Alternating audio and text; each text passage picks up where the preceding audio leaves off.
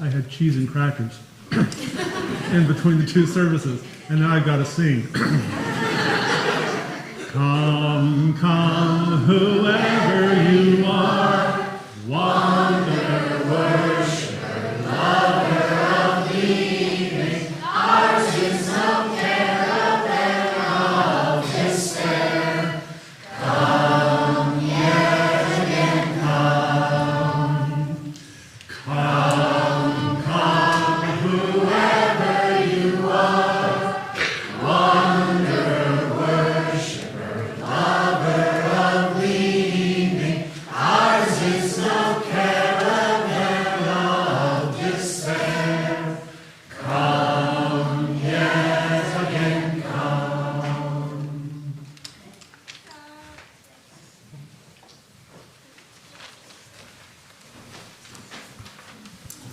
Good morning, friends. Welcome to the First Unitarian Church of Salt Lake City. We are so glad to see you all here today. Thank you, everyone who's zooming in. We appreciate that you're here with us as well. And we do have a full house, so if you have room, scooch in a little bit so people can still get seated. As you know, today is an intergenerational worship service. So when that happens, that means that I need our children here to be very patient with the adults who are want to just do what they'd like to do in these pews. And so we are going to be gracious to these adults' noises and movements and be gentle with one another while we were in this space worshiping together. You'll also see that Amanda's box of fun things is back in your pews, so don't touch them. Don't touch them until I tell you. All right, friends? So, those out of the way. We have so many announcements. It's not funny, because they're all so fun. First things first is Circle Suppers are back. Woo! Yes, we are so excited that these are back. So, you can find information for Circle Suppers in the torch and at the welcome table. You know, in days of yore, we had this old binder, and you'd write your name in. Now it's a fancy form on the internet. So go find that at the welcome table for that information. Second, and super important, is next Saturday from 8 to 10, we have our outdoor cleanup. We need your hands in gloves to be able to clean up our outdoor areas so we can move into these summer and spring and summer seasons and keep our grounds updated. So please come for that. Bring gloves, water bottles, a sun hat, and Stephanie will bring you coffee and bagels. So this seems like a fair trade. So come and help next Saturday morning from 8 to 10. Also, we have another newcomers class that's almost full. So if you are looking to take the newcomers class, please visit the welcome table. There'll be 3 sessions in May led by our own Derek Gersdorf. The swap. I don't know about you, but I have been collecting so many wonderful treasures in my home that need to leave. And so the swap is a fantastic way to bring the things that you no longer want in your house and are still perfectly good to give to somebody else. And then you can take their stuff that they no longer want back in your house. And the cycle just continues on and on and on. It's very American. And so that will be on the 20th, Saturday, April 20th from 10 to 1. And so you can bring items anytime after 9 a.m. The environmental ministry table, as always, has so many things going on. Please visit them for more information. Today is a Share the Plate Sunday, and I'm excited to introduce you a little later to Heather May from the Great Salt Lake Collaborative. With that, friends, let's light our chalice.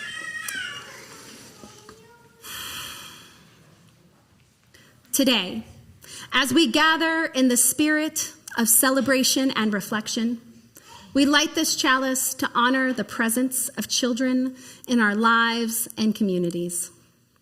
In the innocence of childhood, we find a beacon of hope, a reminder of the beauty and compassion that exist within our world.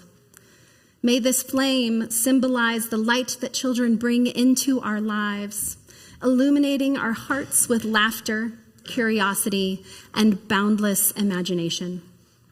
As we dedicate ourselves to nurturing and supporting the growth of all children, may we be guided by love, compassion, and a commitment to creating a world where every child can thrive. May this service serve as a reminder of our collective responsibility to protect, cherish, and uplift the youngest members of our community. May it be so.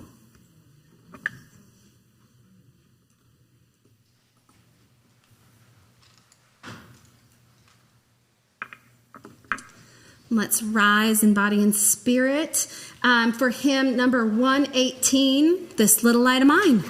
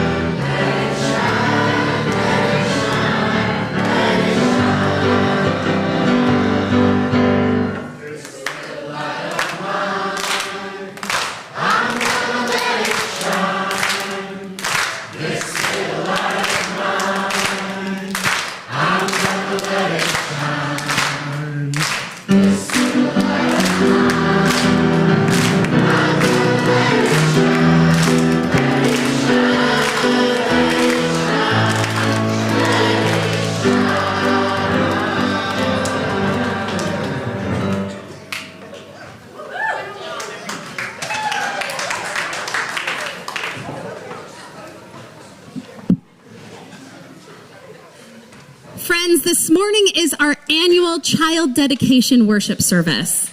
I would like to invite the families of children we're dedicating to come and stand up here, please. So come on up. This is your moment, friends.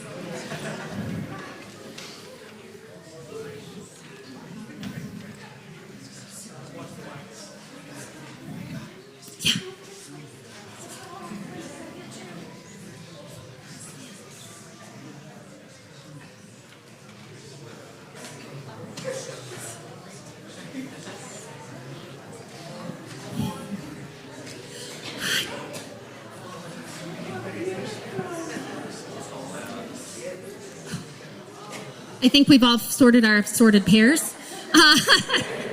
Friends and family, beloved community, we have been brought together by these children for a joyous occasion to recognize and welcome them into this congregation and our circle of love.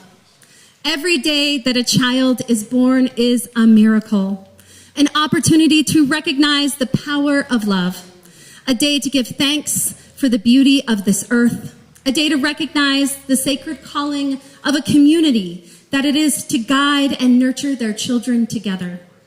Welcome to this circle of love as we work to dedicate ourselves and each other to the care and tending of our children. We recognize all who are gathered here now and those who are away from us in time and distance. We honor those that have gone before us, who have left this world, but not our hearts, and we welcome them here in our minds. We begin with the poem from the poet Hafiz. What is the root of all these words? Love. But a love so deep and sweet, it needed to express itself with scents, colors that never existed before. Who do you bring to this gathered community? Área del Mar, Zwick Gonzalez. Corley. Alexander and Genevieve Terrace. Lavender Scott. Primrose Andy. And Cedar Marie. Lucian Elijah Sylvan Buzzard. Juniper Elizabeth Johnson Thomas.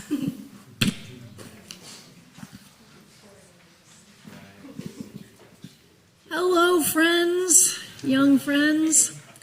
I have some lines. We welcome you all to our community. We give thanks for your life within our community and for the hope that you bring. You, my friends, are unique. There is no one else in this whole world who is like you. Your parents and your family welcome you in all of your uniqueness. And we are going to give you, in a couple of moments, a rose, which is a symbol of love and friendship. We also recognize that, like a rose, you will need nurture and care to grow. And we are ready to be a place for you to find what you need to thrive and bloom. With its beauty, roses also have thorns, which reminds us that life is beautiful but can be filled with hardships. Also, it means be careful when I hand you the rose. In the first service, there was an issue.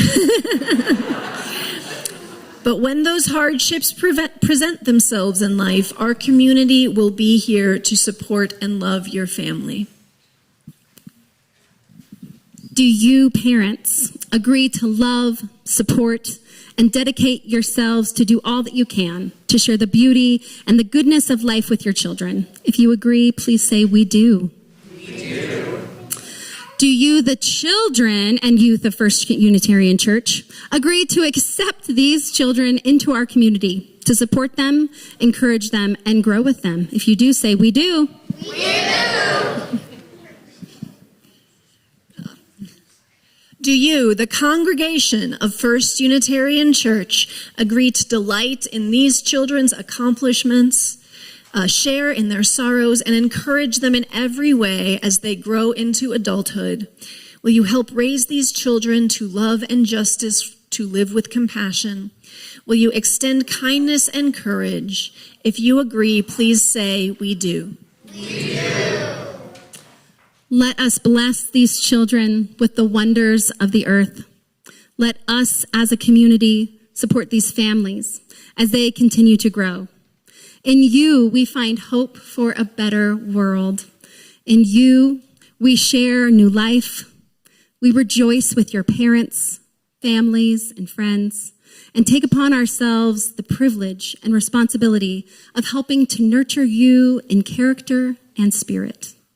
We wish you all the joy and happiness in your life, so full of promise. It is a beautiful world, and you have made it more beautiful still. Welcome to our community, friends.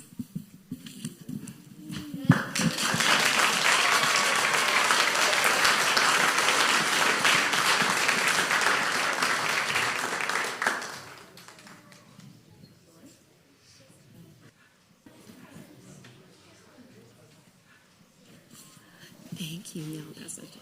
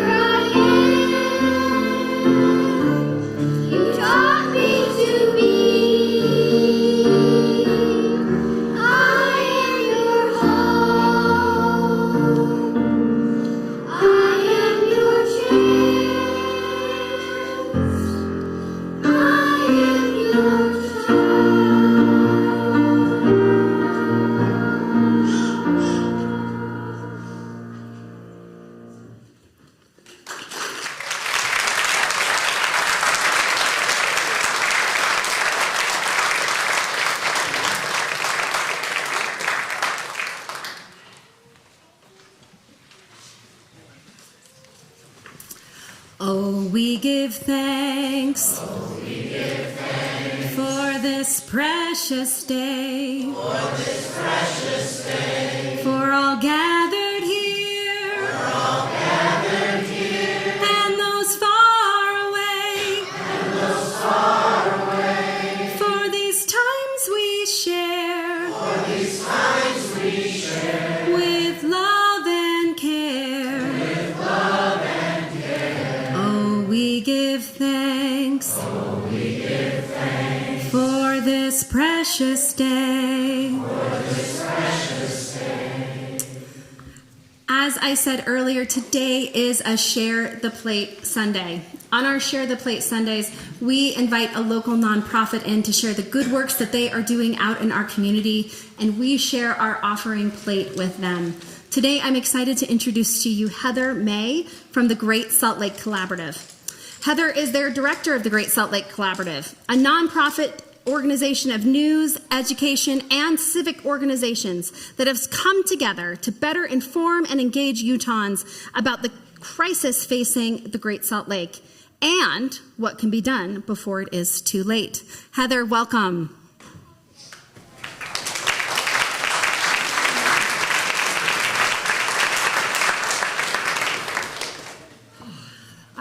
Thank you so much for having me. I'm really honored and excited to be here, especially on this special day of dedication. So thank you. Like members of this church, the Great Salt Lake Collaborative believes in the power of educating the public about the crisis facing the Great Salt Lake and what can be done before it's too late. In fact, that's our mission statement. Many of you will remember when the lake was thought of as a stinky waste of water, and some people still view that. You can see that in the comment section of some of the stories. It's been shrinking for years. Over the years, individual journalists have told the story of the shrinking lake, but with very little impact on the public and policymakers. But now, with journalists working together and reporting on solutions, we've turned it around. Great Salt Lake Collaborative has made people care about the lake again and united Utahns behind saving it. And I'll just share briefly how we did it through collaboration. So journalists from competing newsrooms realized they could do more together than alone. 12 local newsrooms who are competitors, like I said, they are sharing their stories with each other and working on projects together. So just since January 2022, they've produced about 600 stories about the Great Salt Lake that you will see in a range of newsrooms from the Salt Lake Tribune, Deseret News, KUER, Standard Examiner, Fox 13 News, KSL Properties. So no matter where you get your news, you will know what's at stake. We also focus on solutions. So journalists are really great at pointing out problems, which is really crucial, but it can lead to hopelessness and feelings of cynicism, and it doesn't really inspire action. We broke that cycle by finding solutions that have been tried elsewhere to save water or protect habitat. We evaluate if there's evidence or not, and how it would work or not work in Utah. We don't say that we should ban grass like they do in Las Vegas or pay farmers to change what crops they grow, but instead we tell these stories to let Utahns know what's possible, what isn't, and you can hold your leaders accountable in the ways that you see fit. So now, 4 out of 5 Utahns say that they care about the Great Salt Lake and they want lawmakers to do more about it. They are pressuring their leaders in unprecedented ways, from protests to vigils to lawyers, scientists, environmental groups are working together to fight for the lake. And institutions are responding. The LDS Church gave water for the first time. For the first time, we have a Great Salt Lake commissioner and a trust whose mission is to get water to the lake. Change starts with awareness, and our work isn't done. 2 great winters will lead to complacency. And imagine if local journalists weren't here, where would we be? The collaborative exists because of donations, and we have a challenge grant. So any money you give today is doubled and is tax deductible. Please join us in keeping our community informed by supporting our work. Thank you.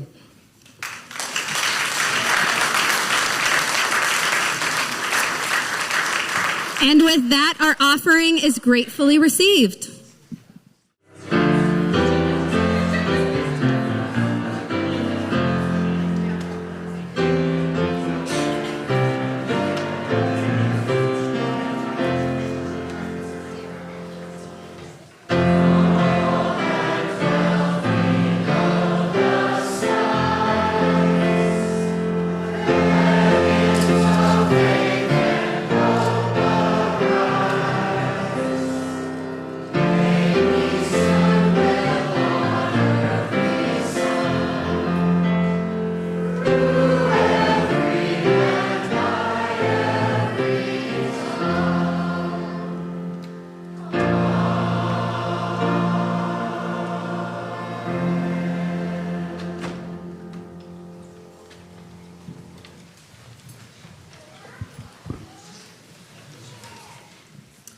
Hello, everyone. So glad to see you all on this Child Dedication Sunday. And I am so happy this is the first child dedication that I have been involved with here at First Unitarian Church. And I'm so happy to welcome all of these children into our congregation. Now, I do not know about you, but when I first heard the term child dedication, when I first started coming to UU churches, it actually caught me off guard, because I was like, so like, what or who are we dedicating them to?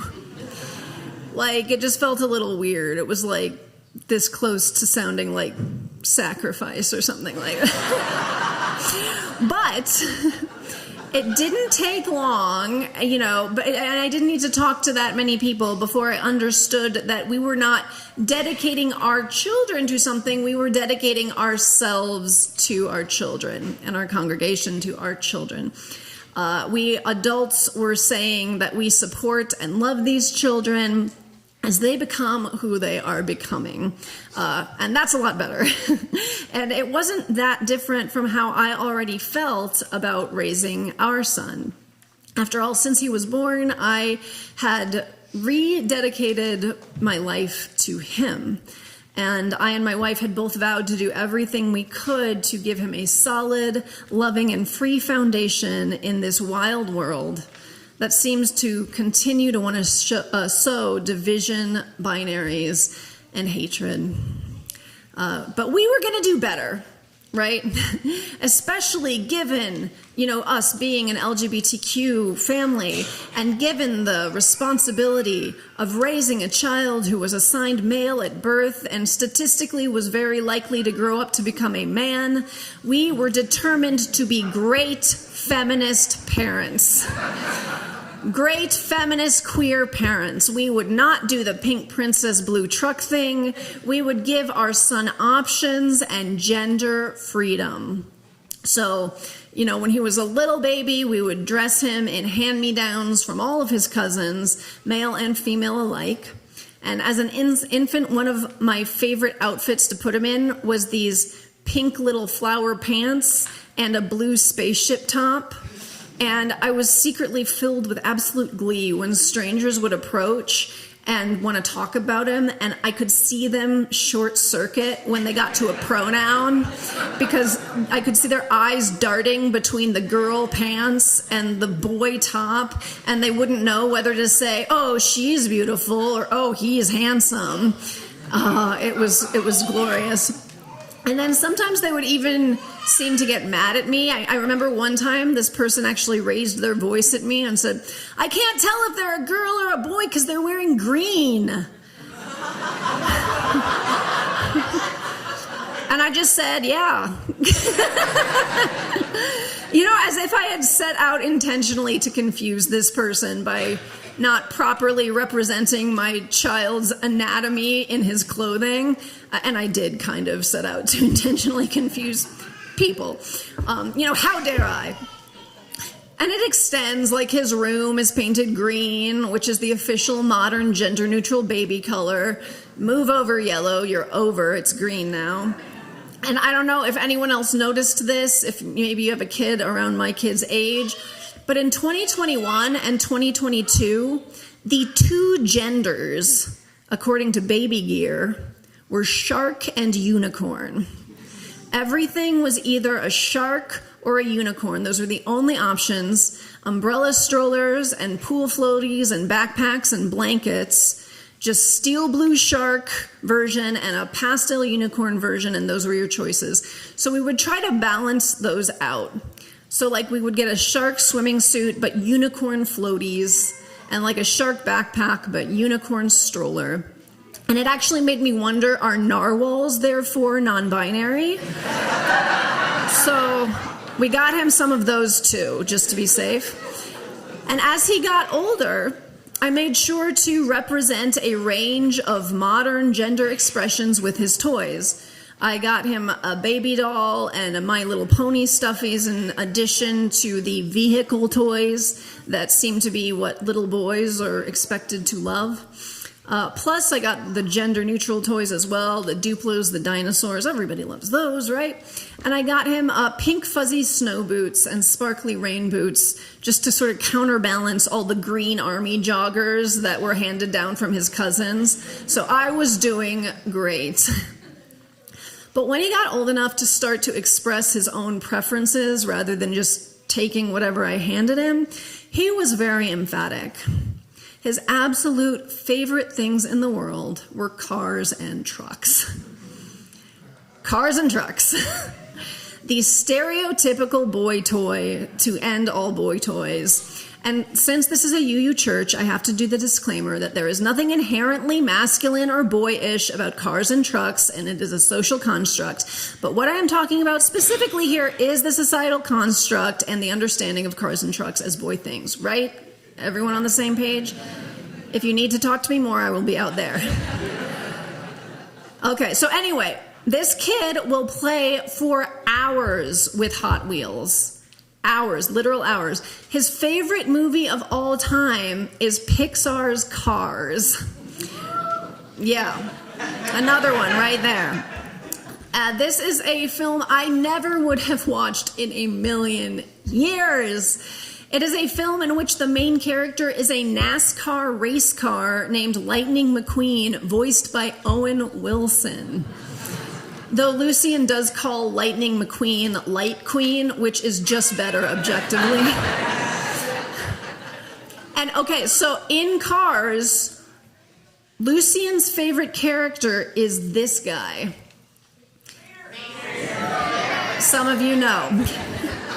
So for those of you who are uninitiated, I envy you. But this is tow mater.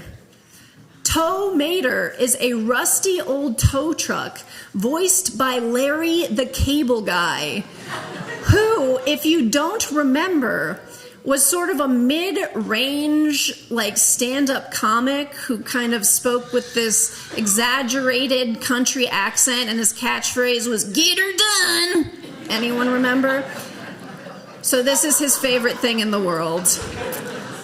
And I think that he's actually mad at me for having it right now. But, so anyway. So, Larry the Cable Guy voicing a rusty old tow truck in a movie called Cars, which is the most heterosexual phrase that I have ever uttered in my entire life. And Lucien is my son. And he loves tow mater, so now tow mater is part of my world. And you know, there's this fantasy of supporting our children and their interests, but sometimes the reality is Larry the Cable Guy. And we forget that this is our role, right? One of support rather than construction. There's this idea that I see in our culture that if you just do everything right as a parent or caretaker, you will make your child into what you think they should be.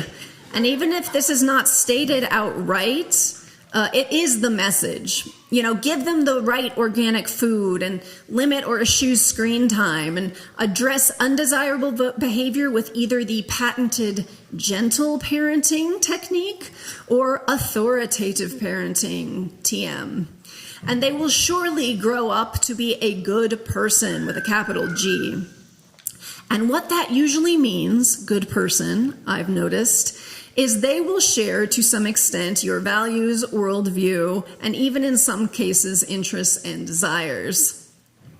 Although I think we can usually stomach unorthodox career choices more than we can take more fundamental differences, such as vastly different political alignments, and at times romantic partners.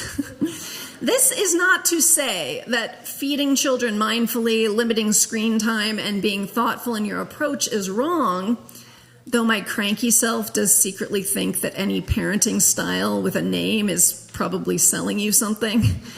But the thing is, your child is already who they are. And though we who have been around longer do have the serious responsibility of guiding them, teaching them, and giving them an as safe as possible home as they grow, we are not going to make our kids share our values or worldview or interests or desires. My Midwestern Catholic Republican parents did their best to shield me from anything too feminist, too vulgar, too progressive, and too gay. I was not allowed to go to Lilith Fair. It was very, you know. Michelle knows. I see it. You were there, weren't you? Jealous. So let me tell you, they did not expect to get me. They never thought they'd get this. Tattoos, queer, politically progressive to the point of being radical for much of my adulthood. And when I am not at the pulpit, every other word out of my mouth is one of George Carlin's 7, if you know what I mean. Plus, perhaps most challenging, literally everyone else in my family went to Purdue, and I went to Indiana, Bloomington. And if you were from Indiana, you would completely understand how that could tear a family apart. Imagine everyone in your family went to BYU and you went to U of U. So it might be similar. There's not like that weird religious thing with IU and Purdue, but other than that, it's similar. Besides a cars and trucks fanatic is not all my son is, of course. He is also sweet and kind and loving and clever. He likes to pretend to make people food. He comforts people when they are sad, and he loves books. One of the coolest things about raising a child is how closely you get to know them. And by extension, you can just see how multifaceted we humans really are. It's a gift if we let it be. And it can help us to see the depth and many dimensions of others, even those whose circle does not overlap very much with ours in the Venn diagram of beliefs and experiences. So today and every day, may we adults rededicate ourselves to the children in our lives and to our roles as their supporters, whether that brings it with it sharks or unicorns, narwhals, or Larry the Cable Guy. May we see it, may we be it, may we do it. Amen. My friends, now is the time that you get to open up your little craft packets that should be in your pews or under your pews or something or other. We are going to do a ritual together. You are now invited, people of all ages, especially the grown-ups, to draw a self-portrait. Draw yourself with something that makes you unique.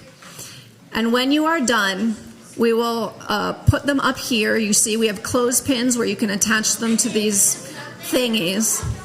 You'll have many minutes to do this, so no need to rush. David will noodle.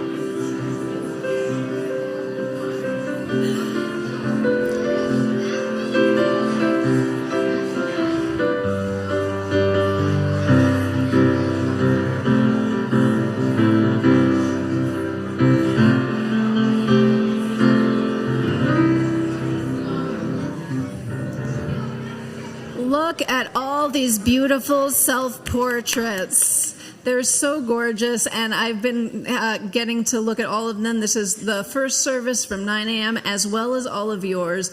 And I do suggest everybody take a pause as you leave and go out to Elliott Hall after service and just look at everybody's beautiful work, because there's some surprising things. Apparently somebody in our congregation is a Ninja Turtle. I didn't know that. Somebody else is a penguin. We're learning so much about people. David has something to tell you about our closing hymn. Okay. For our closing hymn, while the kids are getting up here, we're going to do hymn number 346 in your gray book. Come sing a song with me. The junior singers are going to sing the first two verses by themselves. All right, so as intriguing as it's going to be, don't join in. Let them take it. But then when we get to the third verse, join in and we'll all sing 3 and 4 together. Okay?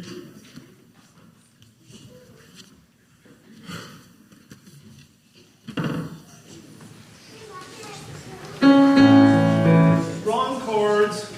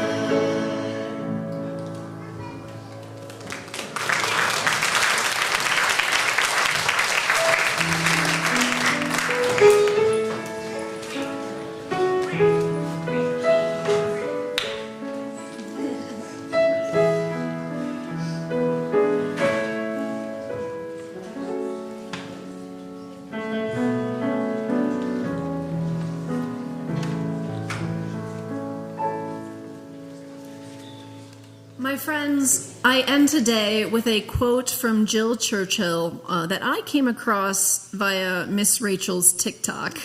If you know, you know. There is no way to be a perfect parent, but there's a million ways to be a good one. This goes, I think, for all the adults in a child's life. that are in any way in a mentoring or caretaking relationship. May we grown-ups dedicate and rededicate ourselves to supporting the children among us as they become who they already are. May we love them more than the idea of who we want them to be. And even if we ourselves have not gotten any taller for decades, may we continue to grow alongside them. May it be so.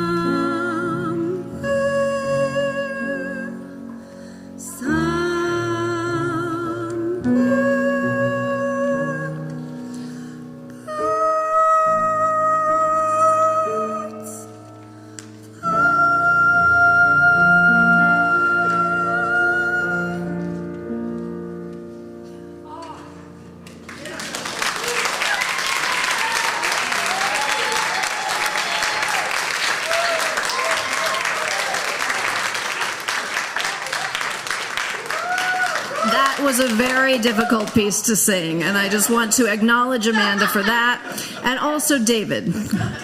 What in the John Cage 12-tone 20th century new music heck was that arrangement? Well, we just did it. We just did it. All right. There were like 7 key changes in that. All right. So we've all expanded our minds. And I urge everybody as you go out to Elliott Hall to join us for coffee, especially if you're new. Please join us for coffee. To gaze upon everybody's beautiful self-portraits. Go forth.